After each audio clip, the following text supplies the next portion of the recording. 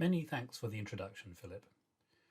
We're in a time of both uncertainty and innovation, not least about the future of work and of the workplace.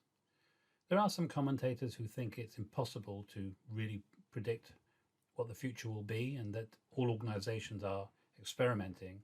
And to some extent that's true, but I think it is possible on the basis of previous trends in smart working before the pandemic and the patterns that are emerging now to get a view of what is good and what we should be doing. And after all, it's you who are going to be taking the decisions about shaping this future workplace. So what I want to do in this presentation is have a look at these patterns and see what is the good news and what's the bad news in respect to the hybrid working that we see emerging. So here's the good news and the bad news about hybrid. On the one hand, the good news is that there's an acceleration of technology uptake and a lot of innovation. And we see this particularly around video, the use of video.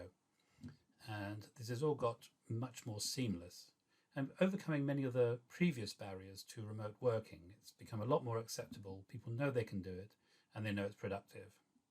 And to some extent, people are rethinking, at least a little bit, what the workplace is actually for. On the other hand, there is a bit of a retreat, I think, to the coziness of the familiar in terms like the new normal and even the term hybrid working itself, which is all quite binary about working in the office or working at home. And you could pretty much be doing the same kind of things as you were doing before. And one of the risks here is that you're building the model of the virtual working workplace on the basis of the old practices of the physical workplace. So there's a risk of institutionalizing legacy practices from the old world of work.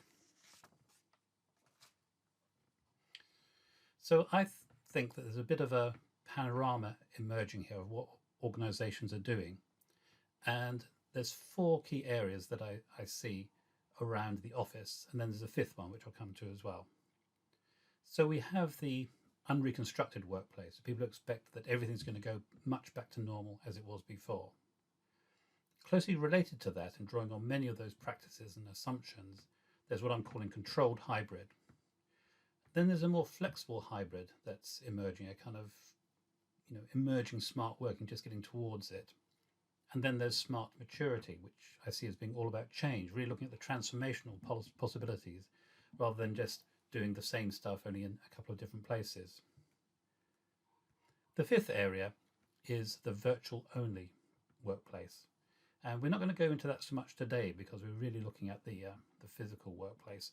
But there's a lot that can be learned from this. And I think as time goes on, and we'll see people who have had a career starting or having a substantial portion of their career within the virtual workplace, they're going to be having quite an influence on how the physical workplace comes to be designed. So I won't spend a lot of time on this, but let's have a look at the unreconstructed area of the office. This is all very presence focused. It's the old world of work, getting back to the old normal. And the presence is really strong focus on place and time. Real work in this view is done in the office or it's out with the client. Flexibility when it happens is by rare exception or in response to a statutory request under the legislation. We also see here more traditional office layouts, and that's cellular offices, cubes, and also I think the kind of desk-filled open plan offices that we've become used to.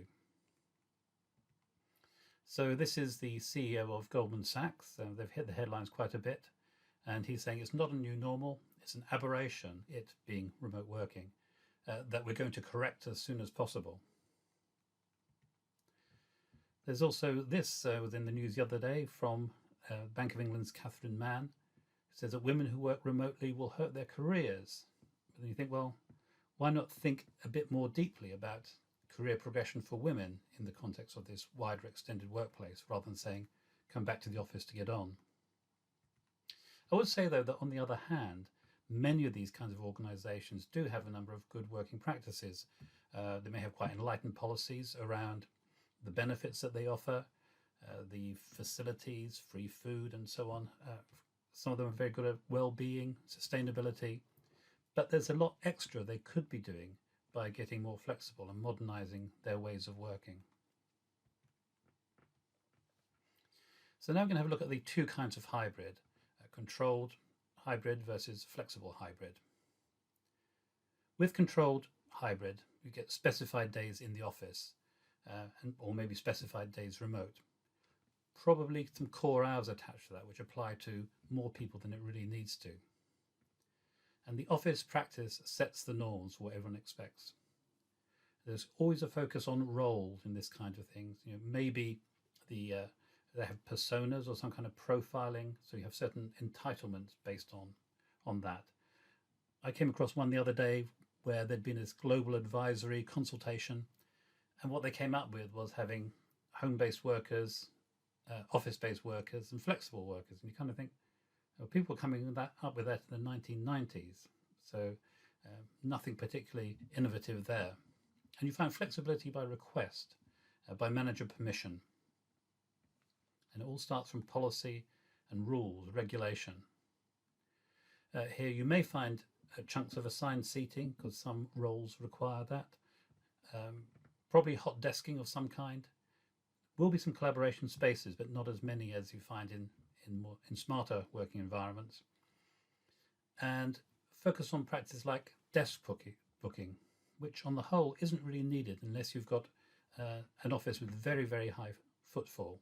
I can understand some of the reasons for it, but it's really a kind of like a comfort blanket, really, for old working practices. Then this is a quotation from Google CEO Sundar Pichai, and they're kind of moving into this kind of space now. We'll move to a hybrid work week where most Googlers spend approximately 3 days a week in the office and 2 days wherever they work best. And you kind of wonder, why not 5 days wherever they work best?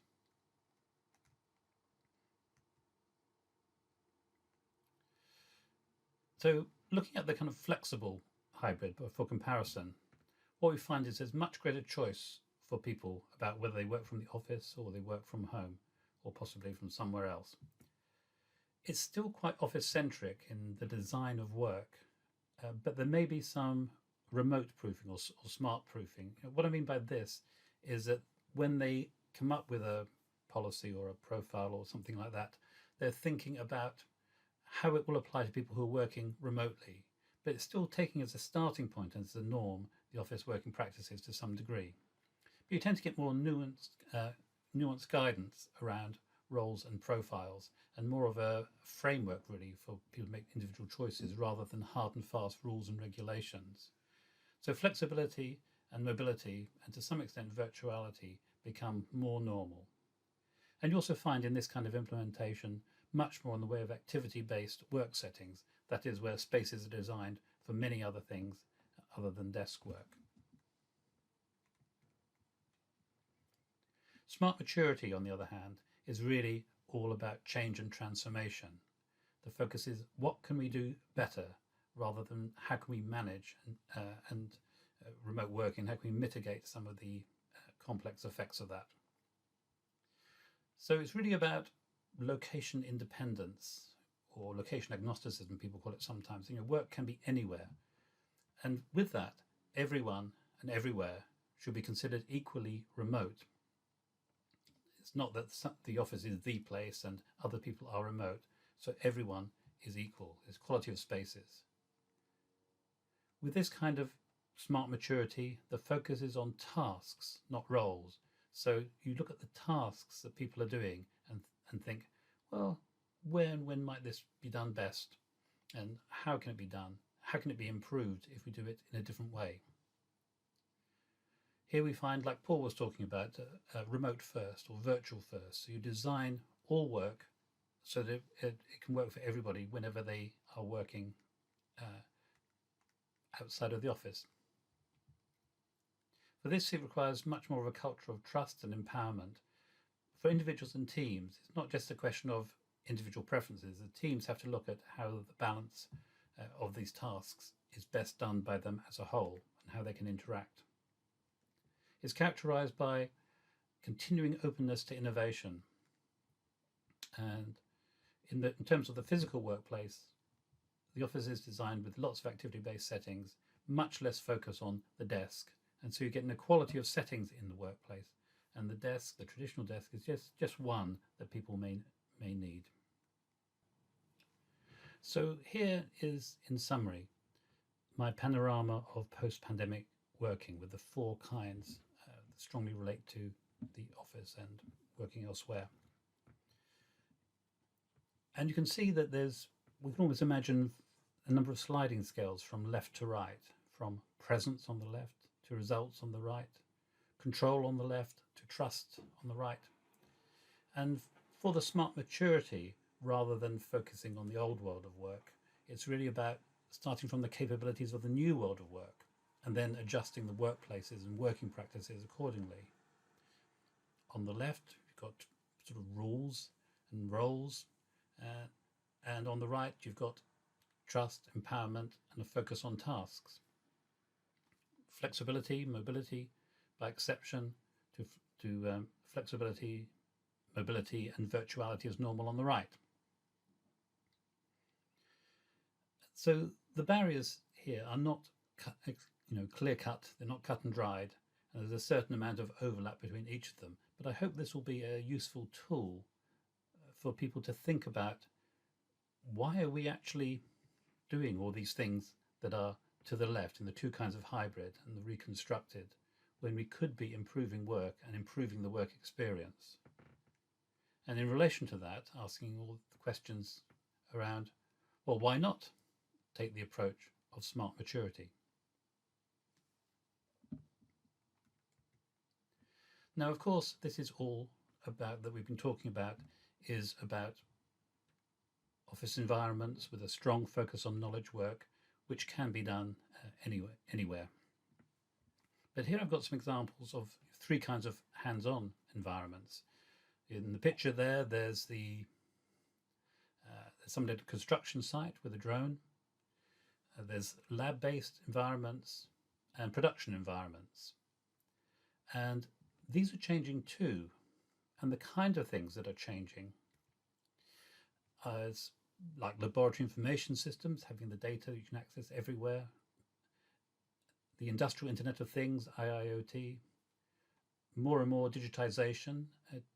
To me, it's still a surprise, how undigitized many hands-on work environments are, which creates a digital divide in the workforce and also prevents that kind of digital flow through of data, systems, and collaboration that's needed in the modern world.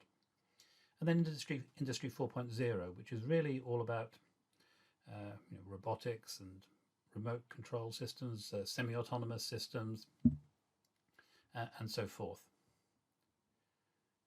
Now, along with this comes a lot more data for analysing than practices like having remote diagnostics or remote monitoring of systems and machinery.